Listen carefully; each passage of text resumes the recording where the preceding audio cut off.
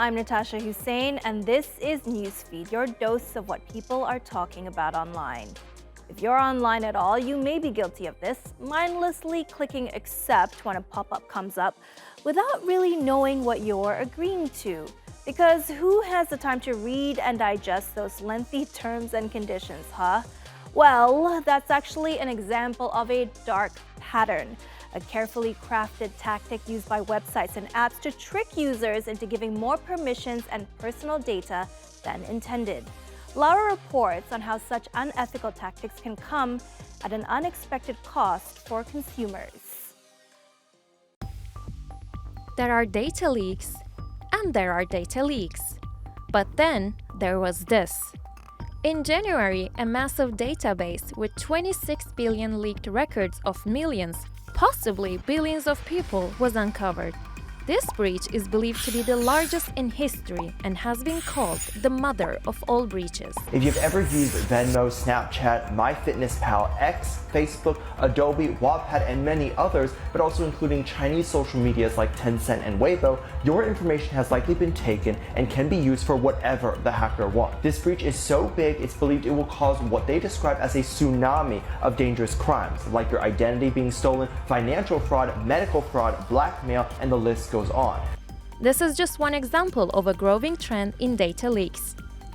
Data breaches hit record highs in 2021 and 2022 and impacted more than 353 million people last year. These revelations have increased privacy concerns, with 68% of global consumers now feeling somewhat or very worried about their online privacy. But when it comes to protecting themselves effectively, consumers often struggle. And the finger is usually pointed at governments and big business. Governments are responsible for providing guidelines to ensure fair data practices and keeping companies in check, while businesses are responsible for informing consumers about data collection and use. You should have read the privacy policy. But they often do so with long-winded legal jargon that only lawyers really understand. So, leaving the rest of us blindly ticking the accept box. Why is terms and conditions only 3 pages? I don't know. And who cares? Nobody ever reads that. I do. You never know what you're agreeing to unless you read it. Bro, don't nobody got time for you to be reading 3 pages. I don't care. I'm about to read them. All of us have the right to hold businesses and politicians accountable for what they do with our data. And we can take protective measures. These include using two-step authentication, changing passwords frequently, denying apps tracking permission, and turning off location and Bluetooth connections. You can even fabricate personal data. Check to see if you've been impacted by a data breach. Typically, service providers will contact you if they suspect your data has been impacted, but that can take weeks or months as the company does damage control. To take it into your own hands, change your passwords. Bottom line, if your passwords have been compromised, change them immediately. If you use the same password across other accounts, change them as well. Consider credit monitoring services. Sometimes cybercriminals want more than your Netflix password, but they'll use it as a gateway to get other sensitive information like your name, address, and banking details. So after a breach, check your financial accounts to make sure nothing looks off. And consider credit monitoring services to monitor your profile in the long term. As technology advances, the frequency and severity of data breaches, hacks, and cyber attacks are likely to increase. To minimize the impact, individuals, but more importantly, businesses and governments must play their part in ensuring greater data protection. So, a safer digital environment can be a reality rather than a utopian dream.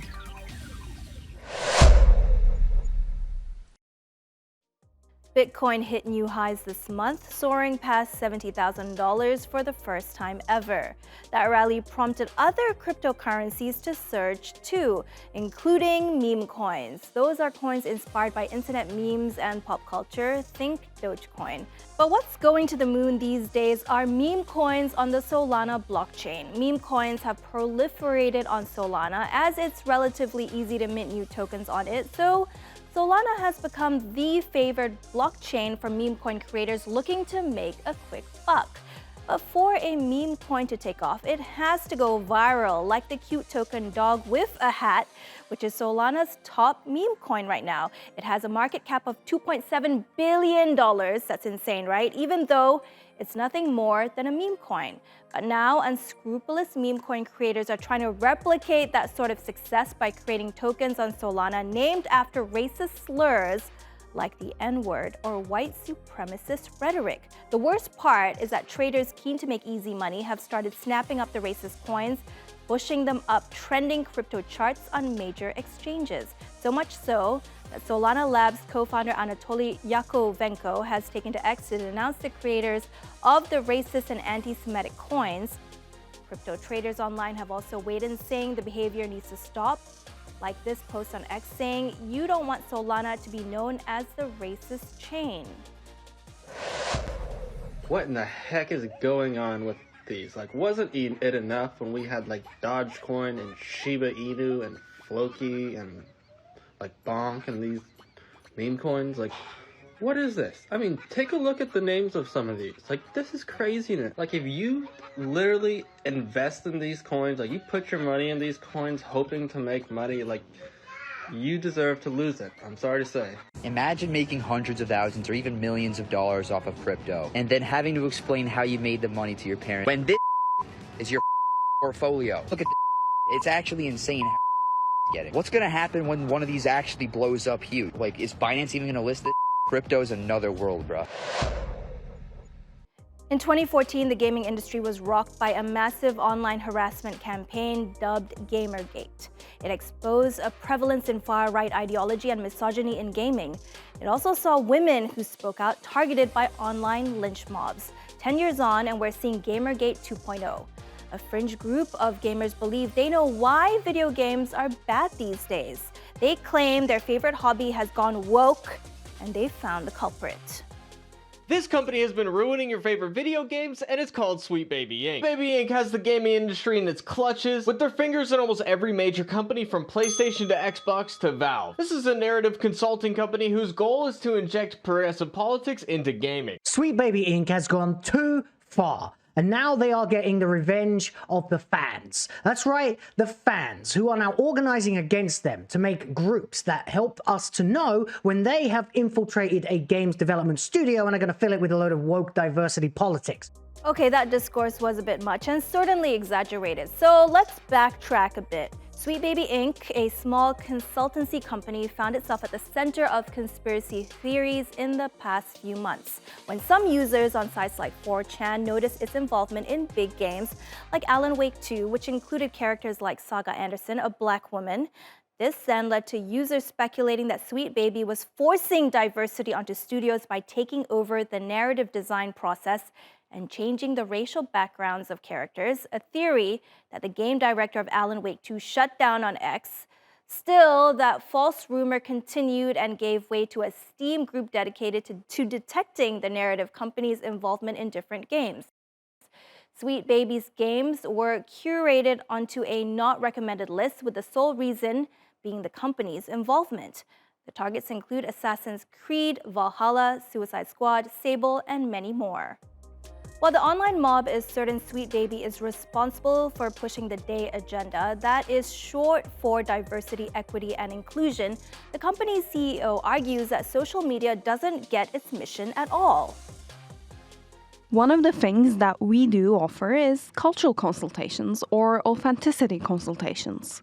For us, that generally means that we might be asked to look at a story if there's a character in it who's marginalized in a certain way, and the studio wants us to connect them with a consultant who can bring a little bit of authenticity. But the perspective is never that we're coming in and injecting diversity. For the most part, it's the reverse. It's that a company has created a character and they want to make that character more representative and more interesting. Meanwhile, other gamers see this movement as nothing more than a group of people refusing to adapt to changing industry standards. Wokeness is killing gaming.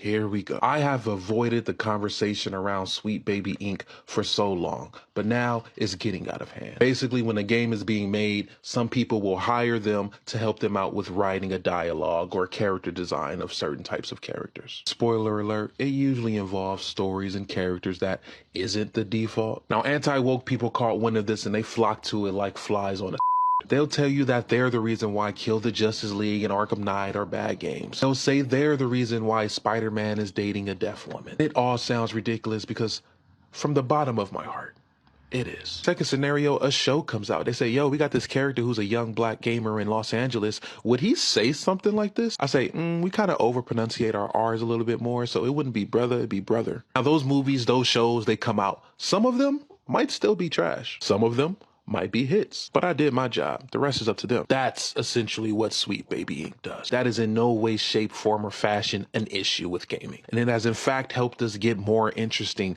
better characters. All right, our next story. We've all heard the saying, never play with your food. But when you make your bread and butter in the food industry, I suppose there can be an exception. Servers from 200 cafes in Paris revived a traditional race through the capital, dressed in black and white and carrying a tray with coffee, a croissant, and a glass of water. The rules were simple: no running, only one hand to hold the tray, and try not to spill anything over 2 kilometers. The event dates back to 1914 and was revived after a 13-year break. Samy Lamrou walked off with the honor as the fastest in the city, while Pauline van Wimmersch won the women's race. Keeping it in the industry, winners were given what only the French would call gastronomical outings. We're guessing that's a free dinner and also tickets to the Paris Olympics opening ceremony.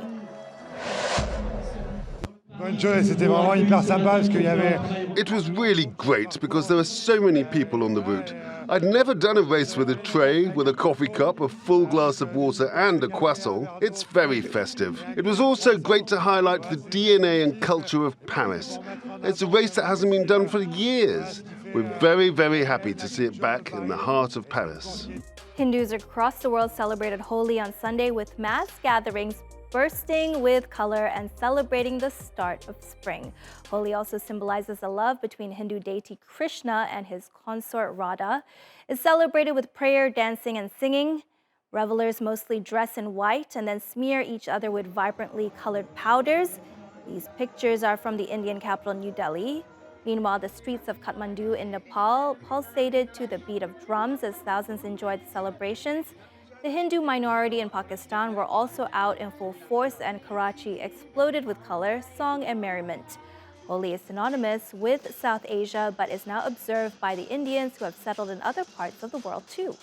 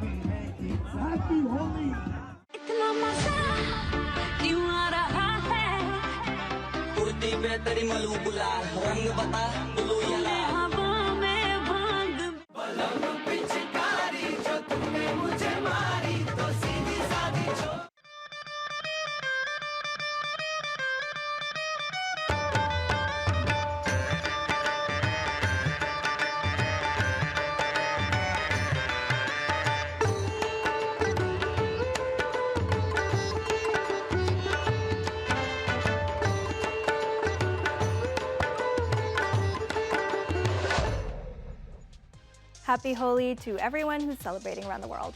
And that's our show. Find our latest stuff on YouTube and do subscribe to our channel. See you soon.